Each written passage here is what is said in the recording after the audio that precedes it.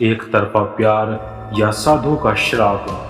राजस्थान का भानगढ़ किला कैसे बना भूतों का गढ़। भानगढ़ का किला 17वीं शताब्दी में राजा माधो सिंह ने बनवाया था। माधो सिंह जो कि अंबर के महान मुगल सेनापति मान सिंह के छोटे भाई थे।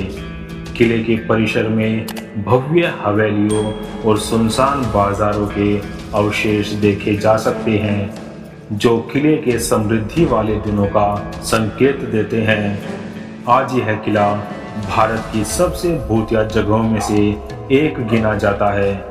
आइए जानते हैं कि यहाँ पर ऐसा क्या हुआ कि भानगढ़ का किला भूतों का गढ़ बन गया।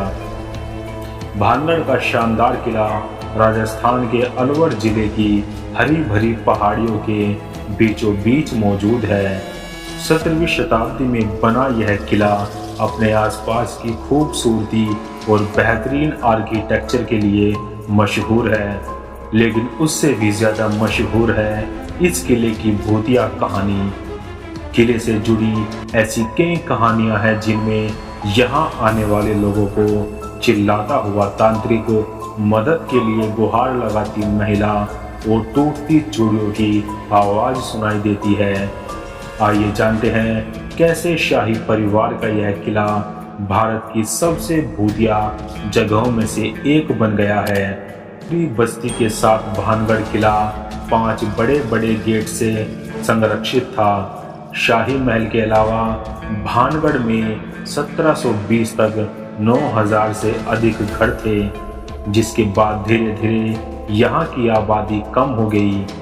किले के परिसर में भव्य हवेलियों, मंदिरों और सुनसान बाजारों के अवशेष देखे जा सकते हैं, जो किले के समृद्धि वाले दिनों का संकेत देते हैं। आज यह किला भूतों का गढ़ बन गया है। किले से दिखने वाले खूबसूरत प्राकृतिक नज़ारों के अलावा इसकी भूतिया कहानी पर्यटकों की भारी भीड़ को अपनी ओर खींचती है। भूतिया होने के कारण सूर्योदय से पहले और सूर्यास्त के बाद यह किला पर्यटकों के लिए वर्जित रहता है। किले के भूतिया होने की कई कहानियां प्रचलित है। इनमें से 2 ऐसी कहानियों का जिक्र राजस्थान की टूरिज्म वेबसाइट पर है, जो स्थानीय आबादी के बीच काफी लोकप्रिय है। पहली कथा है बाबा बलाऊ नाथ के नाम से एक साधु की।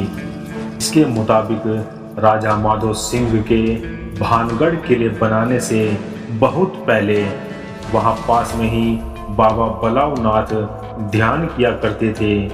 जब यह किला बनाने का फैसला हुआ तो साधु ने राजा के सामने एक शर्त रखी। बाबा बलाऊ ने भानगढ़ में किला बनाने की अनुमति इस शर्त पर दी कि भानगढ़ किला या उसके अंदर की कोई भी इमारत उनके घर से ऊंची नहीं होनी चाहिए।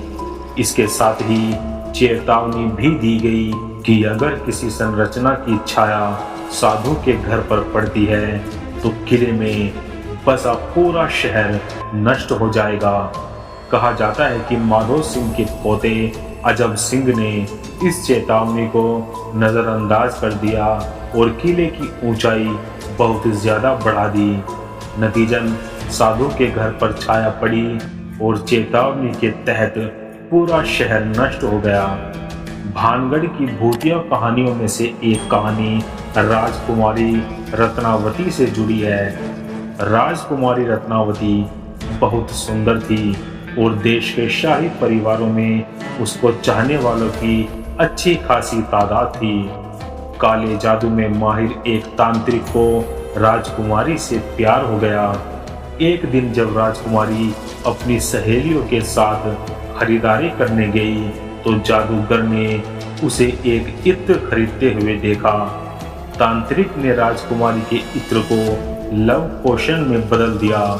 लव पोशन या उस जादुई लिक्विड को कहते हैं जिससे संपर्क में आने के बाद व्यक्ति में उस शख्स के प्रति प्यार की भावना पैदा हो जाती है जिसने उसे जादुई लिक्विड दिया हो। राजकुमारी को तांत्रिक की चाल का पहले से ही पता चल गया। उसने इत्र को पास के रखे एक बड़े पत्थर पर फेंक दिया। उस लिक्विड के जादू से वो बड़ा पत्थर जादूगर की ओर लुढ़कने लगा। वो तांत्रिक के पत्थर से कुचल जाने से उसकी मौत हो गई। कहते हैं कि मरने से पहले तांत्रिक ने शहर को श्राप दिया और कहा कि यह जल्द ही तबाह हो जाएगा और कोई भी इसके परिसर में नहीं बचेगा। अब ये इत्तेफाक है या उस तांत्रिक का श्राप, लेकिन कुछ समय बाद मुगल सेना ने राज्य पर कब्जा कर लिया और राजकुमारी रत्नावती सहित किले के सभी निवासियों को मार डाला। माना जाता है कि मारे गए लोगों की आत्माएं आज भी रात को भानगढ़ के किले में भटकती है।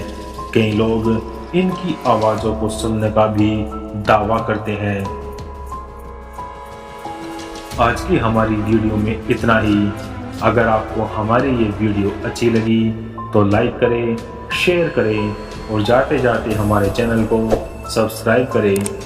मिलते हैं नेक्स्ट वीडियो में, तब तक के लिए बाय एंड टेक केयर।